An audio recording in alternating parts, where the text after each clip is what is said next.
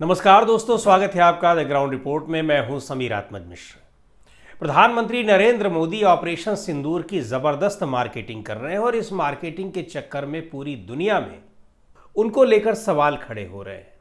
एक तरह से कहा जाए तो एक प्रधानमंत्री की गरिमा को ठेस पहुंचा रहे हैं और यही नहीं, दुनिया भर में उनकी चर्चा इस तरह से हो रही है कि एक देश का, भारत जैसे देश का प्रधानमंत्री क्या कर रहा है।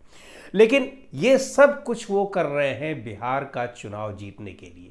जी हाँ, ऐसा इसलिए क्योंकि आपको ध्यान होगा कि पहलगाम की घटना के बाद वो विदेश दौरा छोड़कर आए, लेकिन उस दौरे को छोड़कर आने के बाद वो सीधे पहलगाम या श्रीनगर नहीं पहुंच रहे हैं, वो पहुंच रहे हैं बिहार।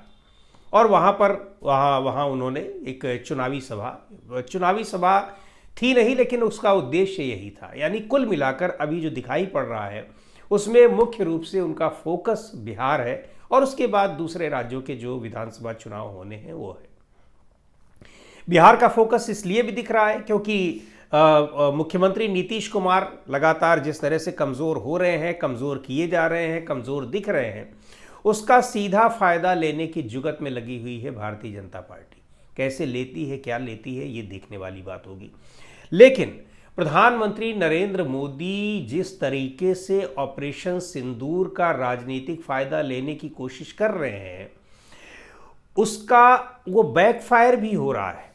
एक तो ऑपरेशन सिंदूर के बाद जो सीज फायर किया गया उसको लेकर सवाल खड़े ही हो रहे हैं, उसका जवाब नहीं है। और कहा भी जा रहा है कि इतने ज़्यादा एग्रेसिव तरीके से इसलिए प्रधानमंत्री ऑपरेशन सिंदूर के मामले को लेकर चल रहे हैं राजनीति में, ताकि ये सवाल पूछने बंद हो जाए कि सीज फायर क्यों किया, किसके दबाव में किया, पहलगाम की घटना हो कैसे गई, पहलगाम की घटना को अंजाम देने वाले आतंकवादी चले कहाँ गए, ये सारे सवाल न पूछे जाए। लेकिन बिहार चुनाव भी उनका मुख्य मकसद है। पर बिहार चुनाव को ज़बरदस्त तरीके से पलीता लगता हुआ दिख रहा है। यानी भारतीय जनता पार्टी जो योजना अपनी बनाकर चल रही है, जो पूरी गणित रच रही है, जिस तरीके से वो नीतीश कुमार को कमज़ोर करके और उनकी पूरी पार्टी पर आधिपत्य जमाने का प्रयास कर रही है, नेतृत्व की दृष्टि से उनको कमज़ोर या एक तरह से ख़त्म करने की कोशिश में लगी है, उन सारी कोशिशों पर, उन सारी योजनाओं पर, उन सारे षड्यंत्रों पर पलीता लगता दिख रहा है। ये पलीता इसलिए नहीं कि आरजेडी अचानक से बहुत मजबूत हो गई, कांग्रेस पार्टी अचानक से बहुत मजबूत हो गई, वामपंथी दल अचानक से मजबूत हो गए, वो अपनी जगह है। हाँ, ये ज़रूर है कि कांग्रेस पार्टी के नेता राहुल गांधी जिस तरह से वहाँ पर लगातार अपनी गतिविधियाँ बढ़ाए हुए हैं, उससे उसको मजबूती मिल रही है और उसकी वजह से महागठबंधन को भी मजबूती मिल रही है। लेकिन इस मजबूती में सबसे बड़ा जो महत्वपूर्ण फैक्टर होने वाला है वो है AIMIM, यानी ऑल इंडिया मजलिसे इत्तेहादुल मुसलमीन, जो कि असदुद्दीन ओवैसी की पार्टी है। वो पार्टी अब महागठबंधन में शामिल होने जा रही है। आधिकारिक रूप से इसकी कोई घोषणा नहीं की गई है, लेकिन जो हमारी जानकारी है उसके मुताबिक बातचीत लगभग फाइनल दौर में है कि असदुद्दीन ओवैसी महागठबंधन के साथ ही चुनाव लड़ना चाहते हैं। कई कारण हैं उसके। असदुद्दीन ओवैसी की निगाह पिछले चुनाव बिहार विधानसभा में, इससे पिछले चुनाव में भी रही है।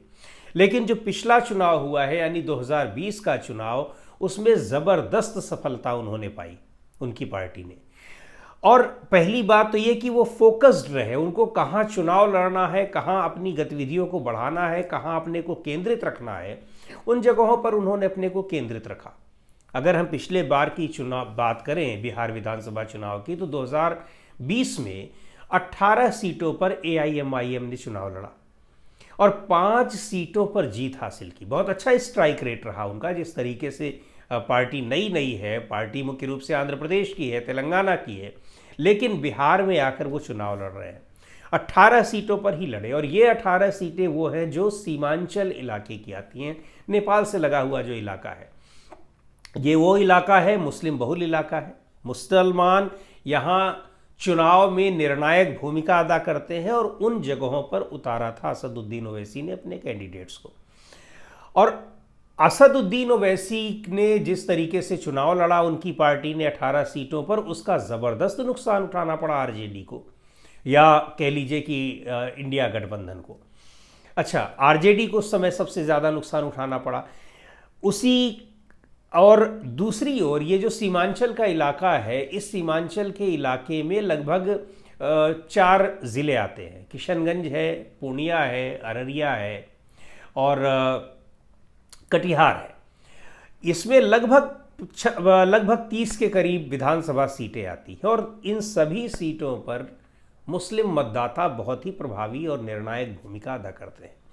अब इन जगहों पर अगर गठबंधन होता है, ऑल इंडिया इत्तेहादुल मुसलमीन यानी AIMIM और इंडिया गठबंधन का, आरजेडी कांग्रेस का, लेफ्ट पार्टीज का, तो जो बंटवारा होता मुसलमान वोटों का, मुस्लिम वोटों का, वो बंटवारा बहुत कम हो जाएगा, ना के बराबर रह जाएगा।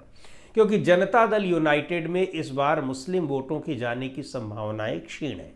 वक्फ संशोधन कानून को लेकर जो रवैया रहा है जनता दल यूनाइटेड का, तो लगता नहीं है कि वो, और दूसरी ओर वो बीजेपी के साथ लड़ रहे हैं चुनाव, तो कहीं से भी कोई गुंजाइश दिखाई पड़ती है। ये अलग बात है कि कुछ ना कुछ परसेंटेज तो ज़रूर मिलेंगे, लेकिन वो ना के बराबर है।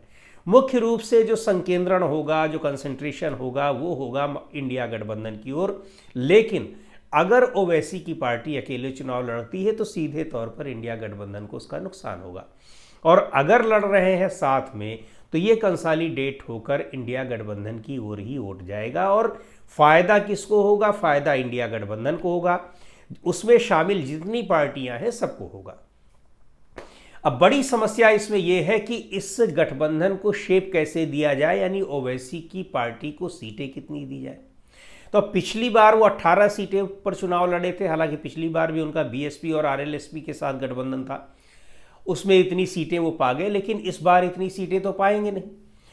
पर जो मेरी जानकारी है उसमें यह है कि असदुद्दीन ओवैसी ये मान कर चल रहे हैं कि उनको कम से कम सीटें भी मिलेंगी। कम से कम का मतलब ये नहीं होता कि 5 सीट उनको मिल जाए, लेकिन 10-12 सीटें भी अगर उनको चुनाव लड़ने के लिए मिलती हैं तो वो इस पर तैयार हो जाएंगे।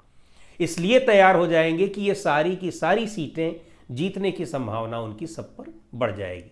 और इंडिया गठबंधन के दूसरी पार्टियों का भी यही होगा कि उनको जो सीटें मिलेंगी, और यही नहीं पूरे के पूरे बिहार में इसका प्रभाव पड़ेगा और उन सीटों पर गठबंधन की जीत की संभावना बढ़ जाएगी। और दूसरी ओर एनडीए में भारतीय जनता पार्टी को, प्रधानमंत्री नरेंद्र मोदी को ये ज़रूर लग रहा होगा कि ऑपरेशन सिंदूर का वो ज़बरदस्त तरीके से फ़ायदा उठा रहे हैं चुनाव में, जैसे 2019 के चुनाव में बालाकोट स्ट्राइक का फ़ायदा उठाया था और पुलवामा की घटना के बाद।